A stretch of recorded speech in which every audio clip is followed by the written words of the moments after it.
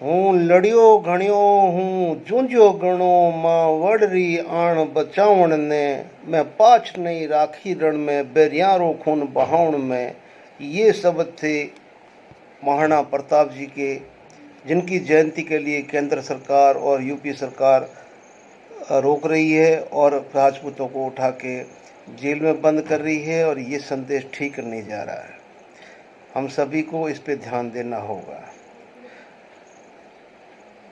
साथियों, मुझे नहीं पता कि सरकार के अंदर क्या चल रहा है क्या नहीं चल रहा है, लेकिन ये जो महाराणा प्रताप की जयंती के ऊपर जो कुछ लोग शरारती तत्व उनकी मूर्तियां खंडित कर रहे हैं, उनके स्टेचू खंडित कर रहे हैं, सरकार चुपचाप नज़ारे देख रही हैं, काफ़ी सरकारें देख रही हैं। मतलब जहाँ तहाँ भी आज आज सरकार किसकी है इस देश के अंदर? अगर महाराणा प्रताप जैसे वीर शिरोमणि की अगर ये जयंती की ये हालत होती है, तो मुझे बताइए कि कौन से राष्ट्रवाद में आप जी रहे हो? कौन सी देशभक्ति आप अपने बच्चों को दिखा रहे हो? कौन सी देशभक्ति आप अपने बच्चों को पढ़ा रहे हो? जो बच्चा आज देखेगा वही सीखेगा। आज अगर मरुद्रा का थार ही नहीं, रविंद्र भाटी एक निर्दलीय उम्मीदवार खड़ा क्या हुआ कि पूरा दिल्ली हिला हुआ पड़ा है। ये कोई काबुल से आतंकवादी नहीं आया है, ये मरुद्र ने हुंकार भरी है। जो पहले आते थे ना वहाँ से विदेशी आक्रांता, ये कोई विदेशी आक्रांता नहीं है। मरुद्र की माटी का माँ का लाल पैदा हुआ है, उसने हुंकार भरी है। अभी क्यों दिल्ली कांप रही है? अभी कोई बड़ी बात नहीं है, वाकई दिल्ली कांप रही है। क्यों?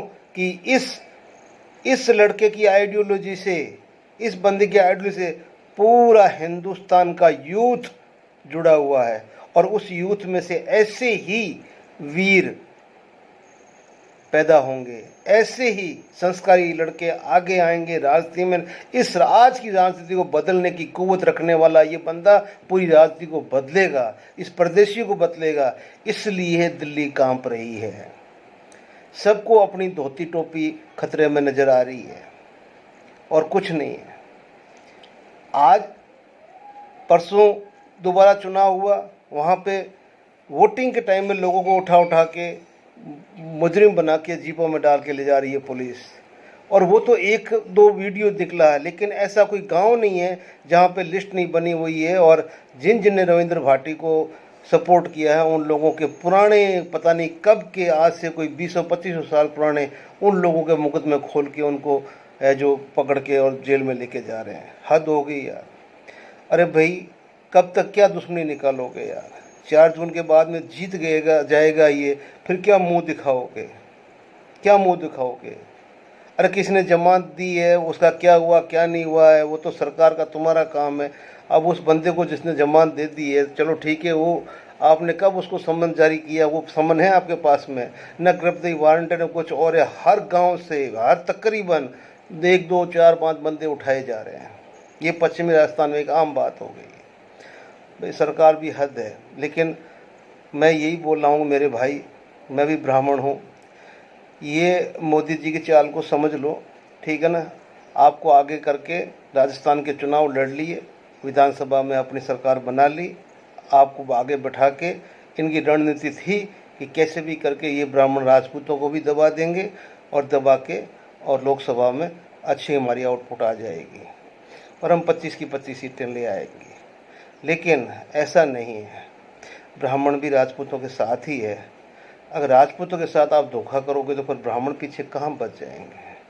फिर भी अगर ब्राह्मणों को ये अभिमान है तो उनको पहले से अभी तोड़ देना चाहिए, और तोड़ देंगे तो वो सुखी रहेंगे।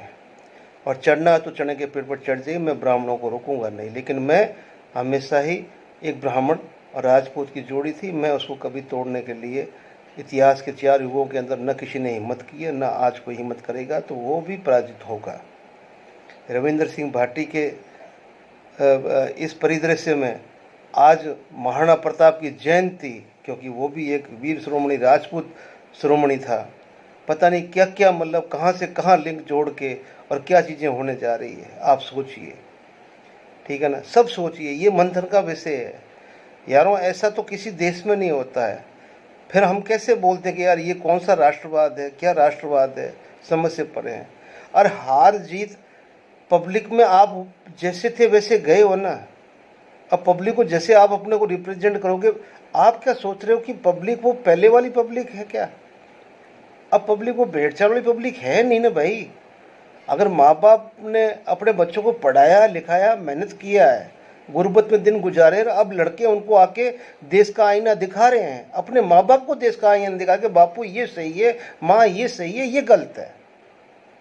आज का 60-65% यूथ है वो अपने माँ बाप के आगे चल रहा है, न कि पीछे चल रहा है।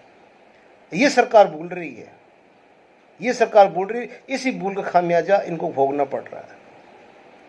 इसलिए मत सताओ ज़्यादा किसी को भी, क्योंकि तुम्हें ऑलरेडी जिनकी लगनी थी वो हाय तो लग ही चुकी है।